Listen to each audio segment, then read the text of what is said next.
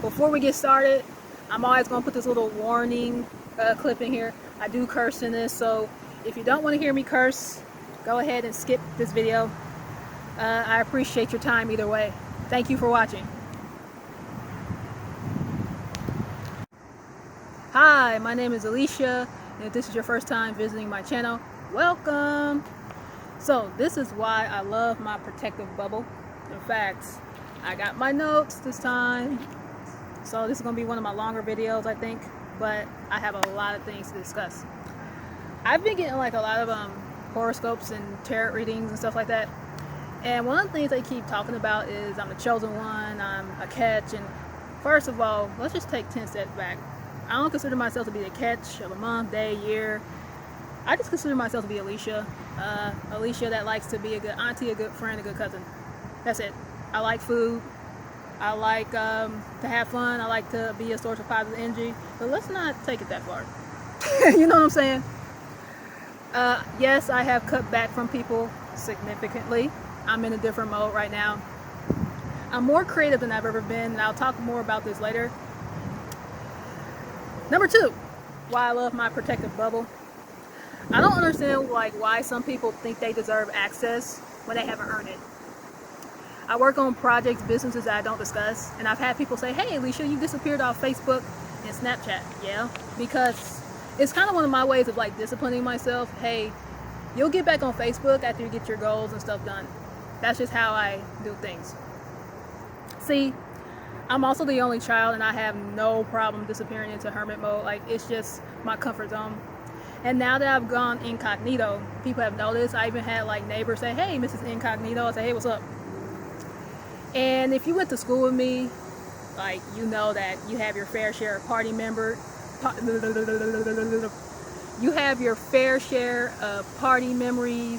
and tequila shots with me, but I pulled back significantly. Number 1, I just don't feel that great. Number 2, I've been distancing myself from my hometown for a multitude of reasons. And number 3, I'm just in the place where I don't care if I miss out or not. I just really don't care. You know what I mean? You know how you're just in that stage in your life where you just don't care? Number 4, I don't look for help or desire it and don't care if it ever comes, because when I needed it, wanted it, and could have used it, it didn't come, and I ended up getting burned and hurt in ways that to this day I still can't describe. Now that I'm kind of like a take matters into your own hands type of person, if I don't do it, it won't get done type person, for my own good, based on what I've been shown, most people don't care. Since I've been like taking on that mantra, I've kind of been doing things on my own, and I sort of like it. You know, it's kind of like one of those things where if I'm not looking for it, I'm not missing it. You know what I mean? I've even had friends and cousins and horoscopes and tarot suggest I soften up. But let's just be for real though. Look what happened when I did soften up. And when I did, it literally felt like an invitation for hurt. And now that I'm kind of like in a place where I'm taking responsibility and owning everything, meaning my shortcomings, facing that side of your face, facing that side of yourself you don't want to face. And now that I've been through all that and I'm doing well on my own, I keep getting this like vibe to soften my shell, let folks in. And when they hurt you, we got therapy over here. No? How about this? Realizing that everyone is going to hurt you, you just need to figure out who are the ones worth suffering for. Walking away when a situation or person or thing no longer serves you. Having better boundaries. And instead of giving people a multitude of chances when they keep showing you who they are, cut them off. Instead of being a fucking doormat. Excuse my French. And let me just put like an edited version in here just in case like some of my friends and younger cousins are watching. Instead of being a doormat, just learn how to walk away. I'm a giver, and I will do anything for the people I love. And that's why I have to watch out for the people I love. Blah, blah, blah. Let me repeat that. I will do anything for the people I love. That's why I have to really watch who I love. Because I do feel like on some level people have taken advantage of this. They don't appreciate me, lied on me when all I had was genuine intentions. Said things said that I did things I didn't do. And after all these life experiences, I said, you know what? I have drastically cut back to the point where people have noticed I'm more quiet. And to the people I do give to, like, I just ask that you keep it on the down low. Because I've always felt like if you have pure intentions, you're not looking for intention, or when I give to people, I'm not looking for anything in return, or I'm not having strings attached, or you have to do things for me, you gotta do this, you gotta do that. I just want you to be happy. I'm not looking to get anything in return. And I just like to be on the down low. I do something for you, it stays between us. I'm not gonna sit here and talk about it all the time and, oh my God, look what I did for you, and hold it against you for years. Once I do it, that's it. Hey, I just want you to be happy. I'm living my life, and I don't post every move I make, but I'm living my life. And I know some people check in on Facebook or post on Instagram all the time, but I don't. I don't overshare.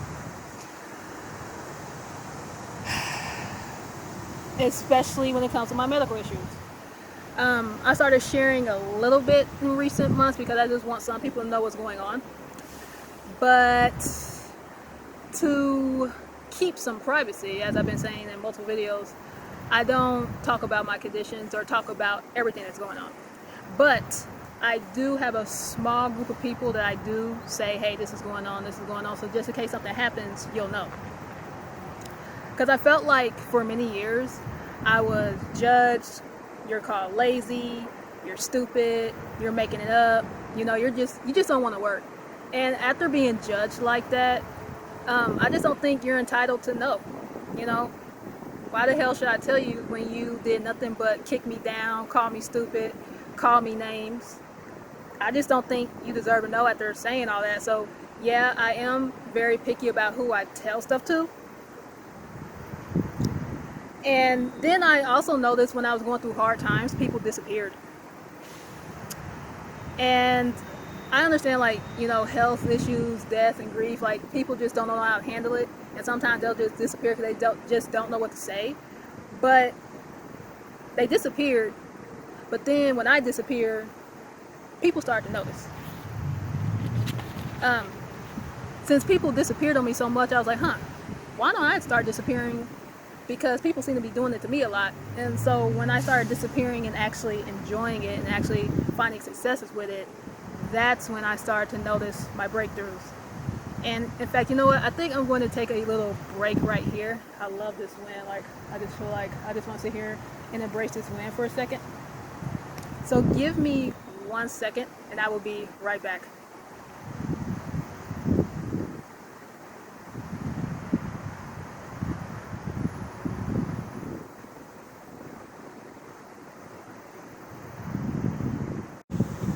Hey again, I'm back. So I don't know if I officially have a number 4 yet, so I'm going to make this point number 4. For my own good, I literally had to stop caring. I cared for too many people for too long. Now they will notice I am different. I literally stopped making an effort. It's just kind of one of those situations where, like, when I care, but when I don't, and that's the worst place you could get with me, because literally I will cold turkey not care. People showed me their true colors too many times, and people are not stupid. They know what they're doing. It may be coming from a place of jealousy, insecurities, but they know what the hell they are doing. They're not stupid. And I always feel like at the end of the day, you can always choose to treat people how you want to be treated. And I remember this one quote that said, if you keep tolerating toxic people, toxicity is what you'll keep attracting. So let me repeat this one more time because I do the thing. I've been doing that a lot lately. If you keep tolerating toxic people, toxicity is what you'll keep attracting. So I had to really start getting better at cutting people off. And so when people choose to treat me a certain way, I was like, I'm done.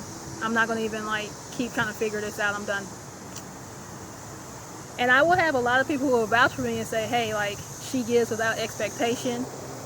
And I will give people multiple chances because I understand, like, stuff happens. Sometimes you have bad things happen in your life. But at the same time, if you keep doing shit and you're not sorry and you keep doing stuff over and over and over again, you're just saying sorry just to have another chance to take advantage again. So I'm done. After I give people multiple chances and they keep doing the same things over and over, I'm done. I cut them off, that's it. So for the last 3 points of part 1, I literally have nothing there. So I'm going to sort of like say it off the top of my head. I'm more creative than I've ever been.